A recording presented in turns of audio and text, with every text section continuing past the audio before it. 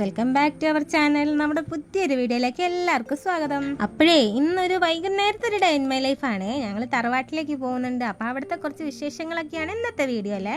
അപ്പം നമ്മുടെ വീഡിയോ ആദ്യമായിട്ട് കാണുന്ന ആരെങ്കിലും ഉണ്ടെങ്കിൽ സബ്സ്ക്രൈബ് ചെയ്ത് സപ്പോർട്ട് ചെയ്യണേ. ലൈക്കും ഷെയറും കമൻറ്റ് ചെയ്യാനും മറക്കരുത് കേട്ടോ. ഇന്ന് രാവിലെ മുതൽ വിളിക്കുന്നുണ്ട് കേട്ടോ അമ്മ വരാൻ പറഞ്ഞിട്ട്. എന്തോ ബീഫ് കറിയൊക്കെ ഉണ്ടാക്കി വെച്ചിട്ടുണ്ട്. അപ്പോൾ ഇവിടുന്ന് ഫുഡ് കഴിക്കാന്ന് പറഞ്ഞ് വിളിക്കുന്നതാണ്.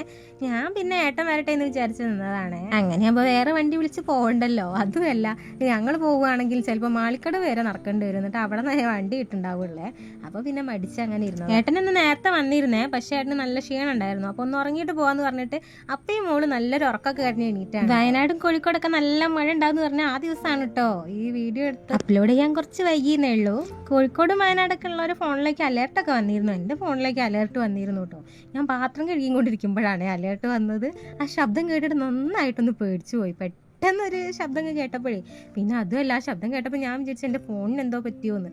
അങ്ങനത്തെ ഒരു ശബ്ദമായിരുന്നു. നിങ്ങളെ ഫോണിലേക്ക് അലേർട്ട് വന്നിട്ടുണ്ടായിരുന്നോ? ഒന്ന് കമന്റ് ചെയ്യണേ. ഓട്ടോ ഉള്ളതുകൊണ്ട് പിന്നെ ഈ മഴയത്തൊന്നും യാത്ര ചെയ്യാനൊരു ബുദ്ധിമുട്ടും ഇല്ല കേട്ടോ. മാളിക്കട എത്തിയപ്പോൾ അവിടുത്തെ ഒരു കടയിൽ ഏട്ടൻ്റെ എന്തോ കട്ടർ എന്തോ ശരിയാക്കാൻ കൊടുത്തിട്ടുണ്ടായിരുന്നു. അത് വാങ്ങാൻ വേണ്ടി ഇറങ്ങിയതാണ് ഏട്ടൻ. ആളില്ലായിരുന്നു എന്ന് തോന്നുന്നുണ്ട്. എന്നിട്ട് ഫോണൊക്കെ വിളിച്ചിട്ടാണ് ആളെ കിട്ടിയത്. എന്തായാലും സാധനം കിട്ടിയിട്ടുണ്ട്. മഴയത്ത് ഇങ്ങനെ സ്പീക്കറിൽ പാട്ടൊക്കെ വെച്ച് ഇങ്ങനെ പോകാൻ നല്ല രസമല്ലേ അല്ലേ. ഞങ്ങളത് ആ പാട്ടൊക്കെ വെച്ചിട്ടാണ് അങ്ങനെ പോണത്. പുറത്ത് നല്ല മഴയും. വീട്ടിലെത്തിയപ്പോൾ തന്നെ അപ്പൂസ് കൊട എടുത്തിട്ട് ഓടിട്ടോ. അച്ഛനും അമ്മയാണൊക്കെ നോക്കി നിൽക്കണ്ടായിരുന്നു കേട്ടോ ഞങ്ങൾ വരുന്നത്. മുറ്റത്ത് വെള്ളം കണ്ടപ്പോഴാണെങ്കിൽ അപ്പൂസിന് അതിനെക്കാട്ടി സന്തോഷമായി. ഇതൊരു വയലേരിയാണ് കേട്ടോ, അതുകൊണ്ടാണ് ഒരു മഴ പെയ്യുമ്പോഴേക്കും വെള്ളം അങ്ങനെ കെട്ടി നിൽക്കുവേ. പിന്നെ അതുമല്ല, ബാക്കി എല്ലാ വീടുകളെ അപേക്ഷിച്ച് ഞങ്ങളെ മുറ്റം കുറച്ച് താന്നിട്ടും കൂടിയാണ്. ഇതാ ഞങ്ങളെ ലൈക്ക് കണ്ടോ, ലൈക്ക് വാലാട്ടി എൻ്റെ കയ്യിൽ നിന്ന് എന്തോ കിട്ടുമെന്ന് വിചാരിച്ച് നോക്കിക്കാണ്. വെള്ളം കെട്ടിക്കുന്നോണ്ട് ഞാൻ പൈപ്പിൽ നിന്ന് കാലി കഴുകിയിട്ട് ബേക്ക് ഭാഗത്ത് കൂടി ആട്ടോ ഞാൻ അകത്തേക്ക് കയറി.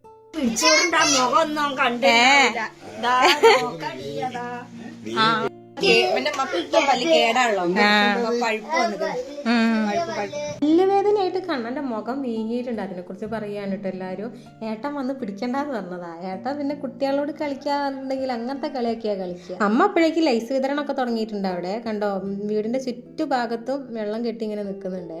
മഴക്കാലായത് ഇവിടെ സ്ഥിരം ഉള്ളതാണ്. എല്ലാ സ്ഥലത്തും ഉറവേ ഉണ്ടാവുക. ഹുസൈൻ സത്യം പറഞ്ഞാൽ ഈ വെള്ളം ഇങ്ങനെ കെട്ടിക്കുന്നറിഞ്ഞിട്ട് നല്ല സന്തോഷമായിരുന്നേ അതിൽ കളിക്കാൻ വേണ്ടിയിട്ട്. പക്ഷെ ആരും സമ്മതിച്ചില്ല. കാരണം നായിൻ്റെ കൂടൊക്കെ അവിടെ ഉള്ളതുകൊണ്ടേ അത് മൂത്രം ഒഴിച്ചിട്ട് അതൊക്കെ ഈ വെള്ളത്തിലേക്ക് വരൂലേ എന്ന് പറഞ്ഞിട്ട് അവൾ അതിനൊന്നും സമ്മതിച്ചില്ലേ. അമ്മ അപ്പോഴേക്കും അവിടെ ചായയൊക്കെ എടുത്ത് വെച്ചിട്ടുണ്ട്. ചായ ഞങ്ങളാണെങ്കിലും ഇപ്പം കുടിച്ചിങ്ങ് വന്നിട്ടേ ഉള്ളൂ.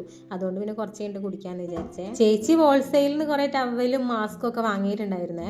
അപ്പം അപ്പൂസിനുള്ളത് അപ്പൂസിന് എടുത്ത് കൊടുക്കുകയാണ്. ഇതൊക്കെയാണ് കേട്ടോ ചേച്ചി അപ്പൂസിന് വേണ്ടിയിട്ട് തന്നത്. ഏട്ടൻ്റെ ഫാമിലിയിലെ ആകെയുള്ളൊരു പെൺതരി അപ്പൂസാണ് കേട്ടോ. അതുകൊണ്ട് എല്ലാവർക്കും അവളോടൊരു വേറൊരു പ്രത്യേകതര സ്നേഹമുണ്ട്. പിന്നെ അതുമല്ല, 3 മാമിമാർക്കും കൂടിയുള്ള ആകെയുള്ള ഒരു മരുമോളാണ്. അതുകൊണ്ട് എല്ലാവരും അവക്കുള്ളതൊക്കെ എന്തായാലും വാങ്ങും. പിന്നെ ഞങ്ങൾ കുറച്ചേരം ഇരുന്ന് സംസാരിച്ചു കേട്ടോ. പിന്നെ ഈ വീടിന്റെ ഹോം ടൂർ വേണമെങ്കിൽ ഒന്ന് കമന്റ് ചെയ്യണേ, ഞാൻ ചെയ്യാം. മഴക്കാലമായിട്ടുണ്ടെങ്കിൽ എല്ലാ പ്രാവശ്യവും അച്ഛൻ ഇതുപോലെ പന്തലിടാറുണ്ട്. ബേക്ക് ഭാഗത്തും സാധാരണ ഇതേപോലെ ഇടാറുണ്ട്. ഇപ്രാവശ്യം ഫ്രണ്ടിൽ മാത്രമേ ഇട്ടിട്ടുള്ളേ. ലേസിന്റെ ഒരു പാക്കറ്റ് അമ്മ ഏട്ടനും കൊടുത്തിരുന്നു കേട്ടോ. അതിന് വേണ്ടിയിട്ടാണ് അപ്പൂസ് ഈ കച്ചറ കൂടുന്നത്. അപ്പൂസ് മെല്ലെ വെള്ളത്തിലേക്ക് ഇറങ്ങാൻ നോക്കിയതാണ്. അവിടേക്ക് ഏട്ടൻ്റെ അടുത്ത് ചീത്തയിട്ടെ. അതാണ് കേട്ടോ തലയിൽ താഴ്ത്തി കയറി വരുന്നത്. അമ്മ ചായ എടുത്തിട്ട് കുറെ നേരം ആയില്ലേ ചോദിച്ചിട്ട് പിന്നെ ഞങ്ങൾ കഴിക്കാന്ന് വിചാരിച്ചേ. ബ്രെഡും ബീഫ് കറിയും ചിക്കൻ ഫ്രൈ ഒക്കെയാണ്. ഞാൻ കല്യാണത്തിന് മുമ്പൊന്നും അങ്ങനെ ബീഫ് കഴിക്കില്ലായിരുന്നു കേട്ടോ. കല്യാണത്തിന് ശേഷമാണ് ബീഫൊക്കെ കഴിക്കാൻ തുടങ്ങിയത്. അച്ഛനും അച്ഛമ്മയാണെങ്കിൽ അപ്പൂസിന്റെ അപ്പുറം ഇപ്പുറം നിന്ന് അപ്പൂസിനെ തീറ്റിക്കാൻ നോക്കുന്നുണ്ട്. ചായയൊക്കെ കുടിച്ച് കഴിഞ്ഞ് ഇങ്ങനെ വെറുതെ ഇരിക്കുമ്പോൾ അമ്മേന്റെ ഫോട്ടോ ഒക്കെ എനിക്ക് കാണിച്ചു തന്നെ. അപ്പം ഞാൻ അമ്മയ്ക്ക് അമ്മേന്റെ ഫോണിൽ യൂട്യൂബ് എടുത്തിട്ട് നമ്മുടെ ചാനലിന്റെ വീഡിയോസ് ഒക്കെ കാണിച്ചു കൊടുത്തതാണ്. അപ്പം അതിനെക്കുറിച്ച് പറയാം കേട്ടോ. അതിലൊരു വീഡിയോന്റെ ഇതിൽ എൻ്റെ ഒരു ഫോട്ടോ ഒക്കെ ഉണ്ട്. അപ്പം അത് കണ്ടിട്ട് പറയുകയാണ് മെലിഞ്ഞിട്ട് എന്തോ പോലെ ഉണ്ടെന്ന്. ഞാൻ ആദ്യം നല്ല തടി ഉണ്ടായിരുന്നേ. ഇപ്പം ഞാൻ ഡയറ്റൊക്കെ ചെയ്ത് മെലിഞ്ഞിരുന്നു. ഇപ്പം പിന്നെ തടി കൂടി കേട്ടോ. നല്ലോണം മെലിഞ്ഞിരുന്നു ഞാൻ ഒരിടയ്ക്ക്. ഇപ്പം പിന്നെ ആ ഡയറ്റൊക്കെ നിർത്തിയപ്പോൾ ചെറുതായിട്ടൊന്ന് തടിച്ചിട്ടുണ്ട്. അപ്പോഴേക്കും ഇത് അലേർട്ട് വന്ന പോലെ തന്നെ നല്ല മഴയാണ്. ആ സമയത്താണെങ്കിൽ അമ്മ അവിടെ അമ്മേൻ്റെ അലമാരിയും ക്ലീൻ ചെയ്യാണ്. ചേച്ചി അവിടെ ചേച്ചീൻ്റെ അലമാരിയും ക്ലീൻ ചെയ്യാണ്. ഇത് ഈ റൂമിലായിരുന്നു കേട്ടോ ഞങ്ങളിവിടെ ഉണ്ടായിരുന്നപ്പോൾ ഞങ്ങളെ റൂം ഈ റൂമായിരുന്നേ. അമ്മ പിന്നെ അമ്മേൻ്റെ അലമാരേന്ന് എന്തൊക്കെയോ എടുത്ത് കൊണ്ടുവരുന്നുണ്ട്.